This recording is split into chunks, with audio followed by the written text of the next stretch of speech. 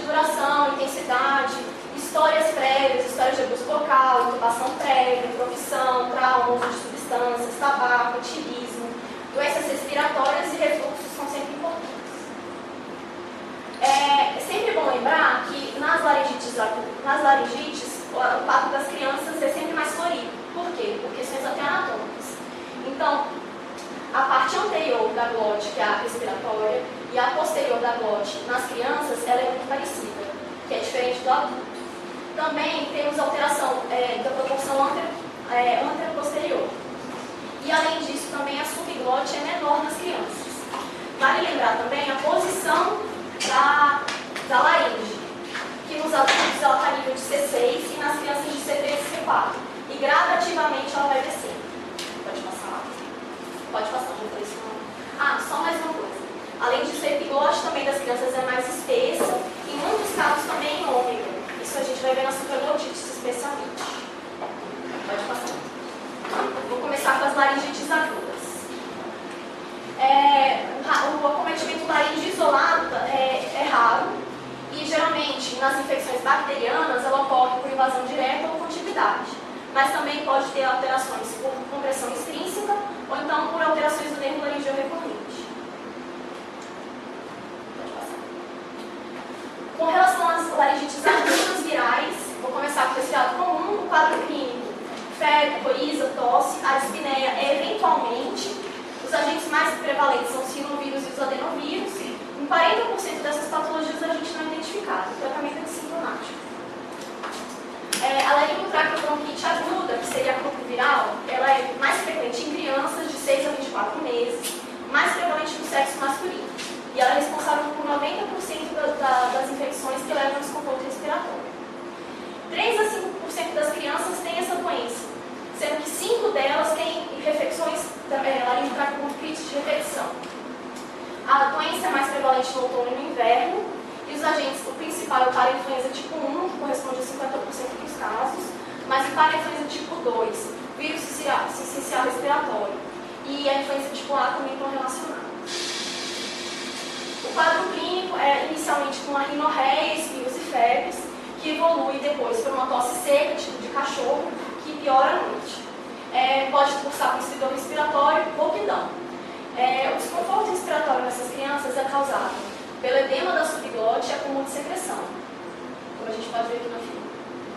O tratamento é dividido nas crianças sem estridor e com estridor. No caso das crianças que não têm estridor, o tratamento é modificação e sintomáticos. Já nas crianças que têm estridor, retração intercostal, agitação ou cianose, é indicada a hospitalização, a modificação de vias aéreas, a hidratação, o oxigênio e, em casos mais graves, até a nebulização com adrenalina. A dexametasona também pode ser indicada. A dose da dexametasona tem que ter uma controvérsia entre o tratado e o SADI, e a intubação em casos extremos pode ser necessitada. Com relação ao pulso espasmódico, a laringite estridulosa, o início é súbito, preferencialmente à noite, e graus variados de intensidade. Essas crianças ficam com uma respiração ruidosa, com estridores em tiragem, sudorese, agitação intensa. Geralmente a criança está febril, não toxêmica e um quadro de resolução rápida. Então, às vezes, antes da criança chegar ao pronto-socorro, ela já melhorou. A etiologia é controversa, alguns autores associam a atipia e alguns a refluxo, mas não tem uma causa específica. Com relação às laringites bacterianas agudas. A supraglotite aguda, que antes era chamada de epiglotite, só que, como tem envolvimento não só da epiglote, mas de aritenoide também, de pregas aripiglóticas, foi mudado o nome. Foi descrito inicialmente em 1941 por Sinclair. É uma infecção bacteriana de rápida evolução. Nas crianças, o principal agente é o Haemophilus influenza tipo B. Já no adulto, só 20% das hemoculturas não positivas. E aí é variado já os agentes. Streptococcus viridans, Staphylococcus pyogenes, Diplococcus pneumoniae e o Haemophilus influenza também. A idade, a faixa etária varia de 2 a 4 anos em adultos jovens. Vale lembrar que depois do advento da vacina, a prevalência dessa doença reduziu bastante. Em 85, tinha relato de 3,47 novos casos em 100 mil. Em 90, essa prevalência diminuiu para 0,63. Com relação aos achados anatomopatológicos dessa doença, vai ter uma infiltração difusa com neutrófilos imaturos e microabscessos. Além disso, o edema moderado é intenso de supraglote. Sem extensão, vale lembrar, para tecido de baixa língua, varia glote e subglote. O quadro clínico, os sintomas iniciais são discretos, vai evoluindo para uma piora da disfagia, da odinofagia, o abafamento de voz, cursa com febre alta e salivação.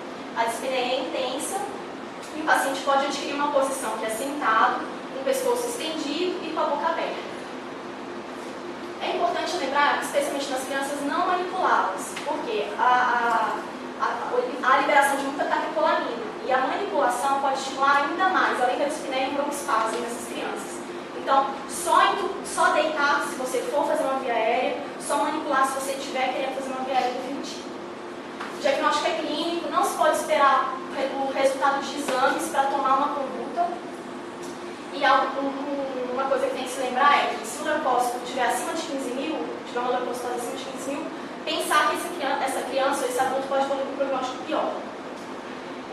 Pode sempre fazer uma cultura, se possível, pode passar. A gente não vai fazer esses exames, mas em caso de fazendo, só o que a gente vai encontrar de achado, né? Então, o edema de epiglote, e aqui é o sinal do polegar. Aqui nós temos uma radiografia normal, tá?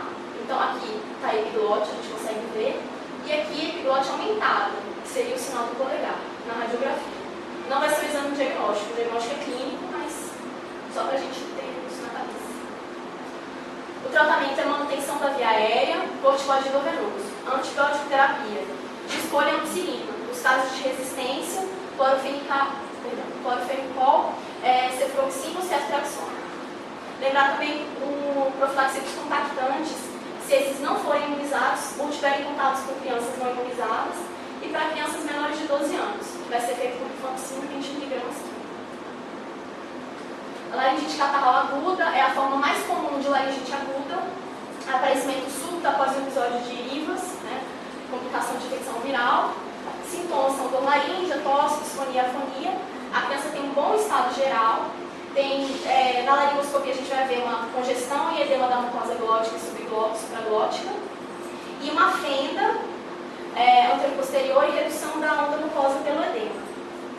Os agentes causadores são a Braunella catarrhalis e a Haemophilus influenza, mas também pode ter complicação com vírus. Como previamente tinha vírus, então se encontra também rinovírus e coronavírus. O tratamento é a eliminação de fatores precipitantes, antibióticos por 10 dias, corticoides nos casos mais graves e nebulização. Traqueite bacteriana, a doença vai se estender desde a região subglótica até a traqueia. Também é complicação de uma infecção viral por agentes bacterianos. Vai ocorrer edema mucoso, uma redução da ação ciliar e estágio de secreção. Isso tudo pode formar pseudomembranas. Então, uma das coisas que a gente tem que fazer, às vezes, no tratamento é fazer a aspiração e a limpeza dessas pseudomembranas que pode formar bolhas. A média de idade é de 4 anos, a incidência é 4 casos novos para 10 mil habitantes, e o paciente vai queixar de tosse, toxemia, febre, sudor, dispneia e retrações. Os agentes Staphylococcus aureus, Moraxella catarrhalis e pneumococo. Vale lembrar que 25 a 60% desses pacientes vão cursar com pneumonia associados. Então, nesses casos, a gente tem que fazer uma radiografia de tórax também. Tratamento antibiótico terapia, bronfoscopia com aspiração daquelas pseudomembranas, como eu já falei, e intubação, 85% dos casos pode necessitar. A difteria é causada pela toxina do Corynebacterium diphtherium, é um gram positivo aeróbio. Vai ter a formação de uma membrana acinzentada, que na tentativa de se retirar, ela é sangrante. Além da lesão direta da toxina laringe, também pode ter ação aqui no nervo laringeu recorrente. Então pode também ter alteração nisso. O quadro do paciente queixa de febre, tosse, angina de garganta e rouquidão. E o tratamento é feito com eritromicina, penicilina, cocaína por 10 dias e também antitoxina de diftéria. A coqueluche, o agente etiológico é o Bordetella pertussis, crianças abaixo de 6 meses e adultos. Vale lembrar que a vacina ela tem uma média de eficácia de 10 a 15 anos, então por isso que volta nos adultos. E nos adultos o quadro clínico é tosse. Já nas crianças é o guincho, então tosse, faz aquele barulho característico do guincho. crianças vão estar no estágio catarral, febre e leucocitose antes do quadro de bruxo. O diagnóstico é clínico, o tratamento é de suporte e é eritromicina. Com relação às lesões agudas não infecciosas, vai lembrar o fonotrauma, que ele ocorre por abuso vocal, pode resultar em hemorragia e edema da prega vocal. Esse processo pode gerar uma reação inflamatória e correlacionando com fibrose. A piora do quadro também ocorre com desidratação das pregas vocais. E o tratamento é o descanso vocal. Achei interessante esse Bransky, ele demonstrou que níveis reduzidos de atividade mecânica da prega vocal demonstraram redução da atividade dos fibroblastos. Então, que correlacionaria realmente com a nossa indicação de repouso vocal. Laringites crônicas. As laringites crônicas infecciosas, elas são divididas em bacterianas, fúngicas e parasitárias. Todas vão cursar com inflamações granulomatosas e ativação da imunidade celular por células T, auxiliando na formação e migração de macrófagos em células epitelioides. A tuberculose, o agente é o micoplasma, bactéria tuberculose, ou bovis ou afta, depende. A causa mais frequente de doença granulomatosa na laringe, e ela está relacionada a 0,5% de todas as tuberculoses. A lesão solaringe é rara, ela está mais frequente em crianças, então geralmente vai estar associada ao quadro pulmonar. E daí a sua disseminação, que é por contaminação direta da tuberculose pulmonar bacilífera. Então, quanto a tuberculose pulmonar com cavitações, com mictose, hemoptise mais intensas, tem maior risco de contágio da laringe. As vias hematogênicas e linfáticas são raras. Os sintomas são inespecíficos, como a gente vai falar da laringite crônica, eu não tinha falado antes. As laringites crônicas, elas são o quadro mais arrastado, é difícil caracterizar pela história. Então, sempre o diagnóstico vai ser pelo tem que fazer biópsia. Então, os sintomas de disfagia, dor, disfonia progressiva, considerado uma forma atípica e grave da tuberculose, está frequentemente associada às cavitações e altamente contagiosa. Com relação ao comprometimento da mucosa laríngea, são 3 caracterizações, mas é difícil você conseguir determinar que é só essa ou só essa. Então, a infiltração, que a gente consegue ver aqui, a mucosa demasiada, vegetação de pregas vestibulares e comissura posterior e ulceração. Com relação à topografia, pelo tratado, ele coloca que as pregas vocais são as mais acometidas, seguidas pelas pregas vestibulares e depois pela epiglote. A doutora Luciana só pediu, ela me orientou, ela pediu para a gente lembrar que são as mais frequentes, mas nunca a gente pode pensar que só aí. Sempre lembrar que pode ter quadros atípicos e pode ter evoluções diferentes. Então, com relação ao diagnóstico, sempre é importante fazer a radiografia de tórax, o PPD é válido e a pesquisa de BK no SCAR. A biópsia da laringe vai dar o diagnóstico etiológico para a gente da lesão laríngea e sempre lembrar as sorologias prometem nesses pacientes. O tratamento é essencialmente o mesmo da tuberculose pulmonar e a associação com corticoide pode ser aventada. Eu só vou me ater mais um pouquinho aqui porque mudou o tratamento. Agora, são 2 meses de rifampicina, isoniazida, pirazinamida e etombutol e 4 meses de rifampicina e isoniazida, que antes o etombutol era só para os casos de resgate e agora já para todos os casos. A hanseníase, causada pelo Mycobacterium leprae, e aí a classificação são 2, paucibacilar e multibacilar. O paucibacilar, ele tem um teste de positivo e a baciloscopia abaixo de 2. E dentro deles a classificação é indeterminada, tuberculose e dimorfo-tuberculose. Já na multibacilar, o teste de Mitsuda é negativo e a baciloscopia é maior ou igual a 2. E aqui, dimorfo-bichoviano e bichoviano. Esses são os casos mais prevalentes com doença laríngea. O quadro clínico é um comprometimento descendente, nariz, boca e laringe. O contágio é pela inoculação direta à laringe e tem comprometimento de epiglote e depois de pregas vocais. Então, o paciente pode cursar com uma aspereza na voz, uma tosse seca, uma sensação de corpo estranho. Depois, nos casos mais graves e mais tardios, com uma afonia, hemoptise e dispneia.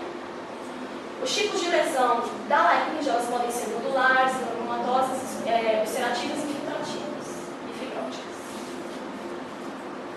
O diagnóstico são pelos sinais cardinais, então a gente sempre vai pesquisar as regiões de pele com perda de sensibilidade e se a baciloscopia vai ser positiva. O tratamento aqui nos multibacilares, só para a gente lembrar. Primeiro dia vai ter rifampicina, clorfenazamida e dapsona. Do segundo ao 28, clorfenazamida e dapsona. Com 24 a 36 meses. Pode passar. A sífilis, o agente é o treponema pálido. As manifestações laríngeas, elas podem ocorrer tanto na sífilis congênita quanto nos estágios secundários e terciários. Há relatos de sífilis primária, no estágio primário, só que é muito raro, comprometimento laríngeo inicialmente. A patologia da doença ela é composta por endoteliite e infiltrados mononucleares. O quadro clínico na sífilis congênita precoce, que seria até os 2 anos, seria um chorofáculo ou corpo. Na tardia, seriam lesões gomatosas, gomosas, laríngeas e paralisia de prévia vocal. Já na sífilis, na fase secundária, o paciente apresentaria disfagia, disfonia, placas hiperemiadas difusas, corrosão da mucosa e as lesões são ricas em treponema e altamente contagiosas. Já na terciária, tem comprometimento de epiglote laríngeo posterior, com infiltração gomosa, gomoulcerada ou hiperplasia. Pode clicar. Essa imagem foi cedida pela doutora Luciana. É um paciente que depois, o histopatológico confirmou como sendo sífilis. E aqui a gente consegue ver. Ele vai subir. Tem uma parte infiltrada. Nós temos pequenas úlceras aqui. E na prega vocal direita, perdão, ele vai retornar agora, a gente tem uma lesão vegetante e áreas de ulceração. Então, é muito inespecífico. Só a biópsia que pôde confirmar que era sífilis. O diagnóstico vai ser por pesquisa direta, em campo escuro, as reações sorológicas VDRL e FABS, e o anatopatológico da laringe que vai fazer a nossa confirmação. O tratamento, se é sífilis recente, que até 1 ano, penicilina benzatina, 2 doses, 2.400.000 unidades, e se maior que 1 ano, benzatina, 4 doses, 2.400.000.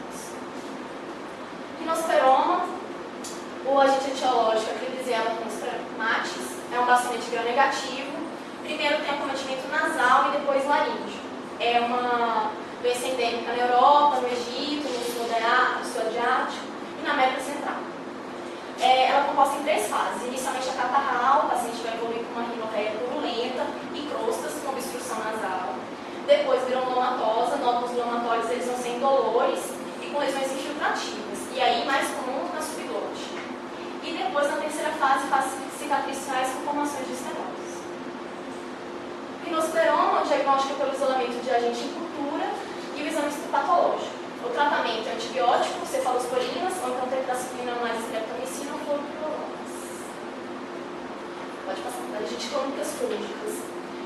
O paracoco, o agente é o Paracoccipioides brasiliensis, é uma micose sistêmica mais comum na América Latina. A idade é entre 29 e 40 anos e a infecção é adquirida pelos esporos. A fisiopatologia é similar à da tuberculose, então vai formar um complexo pulmonar primário e aí o paciente pode responder dando 3 manifestações clínicas, que seria o desenvolvimento da imunidade, o paciente vai ser assintomático, ou então disseminação linfohematogênica ou uma evolução progressiva aguda. Pode passar. Com relação às lesões laríngeas, pode ter um enantema, como aqui na figura, um enantema difuso, com áreas ulceradas e vegetantes e áreas pontilhadas hemorrágicas, que são as picadas de pulga. A figura não está tão boa, mas dá para ver que tem umas áreas mais violáceas, mais vermelhadas. O diagnóstico, de certeza, como todas as outras, é o estudo anatopatológico e o tratamento pode ser com sulfamídicos, imidazólicos ou ampicilina B. A candidíase, a sintomatologia vai depender do grau de invasão da mucosa e da resposta imunológica do nosso paciente. As manifestações, elas podem ser divididas em forma aguda trófica, que vai cursar só com enantema, formas pseudomembranosa, que vai formar aquela membrana esbranquiçada esparsa, ou então as formas hiperplásticas, que podem formar até as lesões vegetantes. O diagnóstico ele pode ser muito simples, se o paciente cursar com lesões orais ou faríngeas, mas o diagnóstico de certeza é a identificação do agente.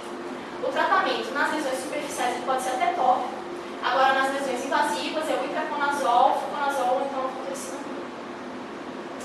A histoplasmose é uma doença acidental por aspiração de esporos do histoplasma encapsulado. O reservatório natural são pássaros ou morcegos e o contágio se dá pela aspiração das fezes classificação da doença pode ser pulmonar aguda, disseminada ou pulmonar crônica. E o diagnóstico, sempre pensar na história de exposição, a cavernas e o exame anatopatológico histológico. O tratamento vai ser o cetoconazol e traconazol por 6 meses a 1 ano. Com relação às parasitárias, a leishmaniose, né, resulta do parasitismo dos macrófagos pela leishmania, é inoculada no nosso organismo pela picada do inseto flebótomo. Acredita-se que tenha 600 mil novos casos ano e a disseminação vai ser hematogênica pela laringe. A manifestação laríngea é disfonia ou disfagia, e com relação às lesões, elas podem ser infiltrativas, ulceradas ou subvegetantes. Os locais de comprometimento mais frequentes por ordem de incidência, epiglótico, ligamento areoglótico e aritenoide. O diagnóstico da fase aguda pode ser feito tanto pelo fragmento corado com urgência, ou leishman, o fragmento danatopatológico ou a inoculação em hamster, que é mais para pesquisa. O teste de hipersensibilidade tardia de Montenegro é interessante para avaliar a resposta ao tratamento, e a pesquisa de anticorpos também pode ser feita para o diagnóstico. O tratamento é glucantine e nos casos de resistência e ensino. Aqui só para a gente ver, né, o edema acentuado de epiglótico, e esse paciente tinha uma leishmaniose laríngea. E a esquistossomose, o agente esquistossoma, os ovos são depositados direto na laringe, resultando numa reação inflamatória intensa.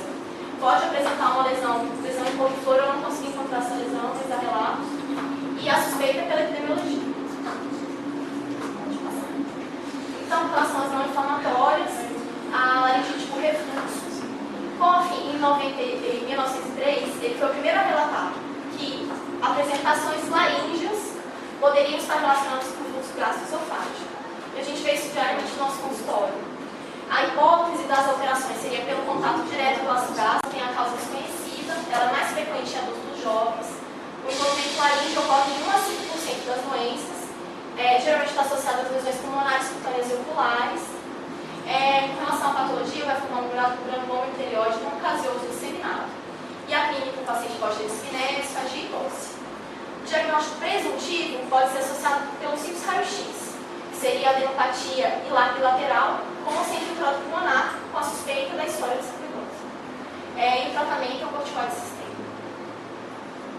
A amiloidose é uma doença de depósito, uma deposição de proteínas fora da célula, e é um depósito subepitelial mononuclear de cadeia leve. Menos de 1% dos tumores benignos da laringe correspondem a essa patologia. Menos de 1% dos tumores benignos, é bem pouco. A disfonia é o sintoma mais intenso, e as pregas vestibulares são as mais acometidas. Aqui a gente está vendo sobre o escolarizado, uma coloração de vermelho do Congo e as manifestações laríngeas. As pregas vestibulares a gente está vendo mais aqui no tempo. A granulomatose de Wegener forma granulomas necrotizantes no trato respiratório, pode estar associada a alterações pulmonares, sinusais e renais. O diagnóstico é o histopatológico. O ciânica, ele tem especificidade de 90% nessa doença, então a gente tem que solicitar. O tratamento com corticoide, ciclofosfamida. Aqui, todos os 3 pacientes são com granulomatose, sendo que esse e esse paciente estão na doença ativa. E esse já é uma doença crônica, com fibrose e estenose. O pêndice vulgar raramente acomete a laringe, mas em alguns casos ele pode acontecer meses antes da doença, então a gente tem que pensar. Pode ocorrer com espessamento de epiglótico, alérgico recoberto com exudato, com fibrose, simplesmente aderidas à mucosa, com hiperemia e ulcerações. E o diagnóstico é histopatológico. O lúpus, 16% dos pacientes com lúpus podem cursar com alterações da laringe. E as manifestações são diversas, bem variadas. Pode ocorrer com ulceração da mucosa, nódulos, edema, hiperplasia e até paralisia de prega vocal. Só que para a gente lembrar, então, que acaba que fica até confuso. São várias patologias